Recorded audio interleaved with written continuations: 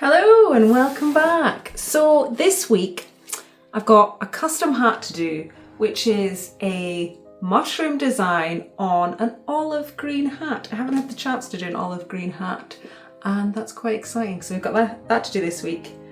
I have also started drying some flowers, some daffodils, just up the road from our house. There is a field with like a hill around a pond, and it is covered in loads of different kinds of daffodils. Like they've all been just dumped, and then the next lot's been dumped, maybe like a garden centre. I think one of the garden centres used to maybe possibly own the land. I don't really know.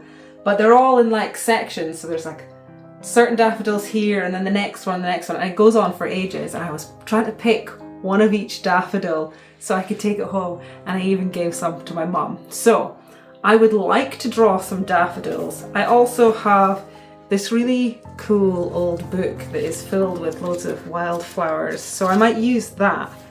But I miss painting. I actually used to watercolour and use watercolour and pencil to do a lot of botanical things. Lots of flowers and lots of mushrooms. And I think I'm feeling that spring vibe. You get me? Spring vibe? Yeah, and I just want to paint flowers. So I think I'm going to do that. I might even start another sketchbook and have like a botanical sketchbook, because I never actually put all in a sketchbook. They're just dotted about the place as little watercolour paintings. So I'm quite excited about that, but I do need to get this custom hat done first. So I guess that's what we're doing first, guys. Just realised that I don't have any of the daffodils left because they were about 2 weeks old and I'm drying them at the moment. So I might have to go out into the garden and get some more, but they're not all mixed ones. We've only got maybe 2 or 3 different daffodils out there, but I might be able to pick some up on our walk later with the dog. We'll see, we'll see. Anyway, I'm going to start sketchbook.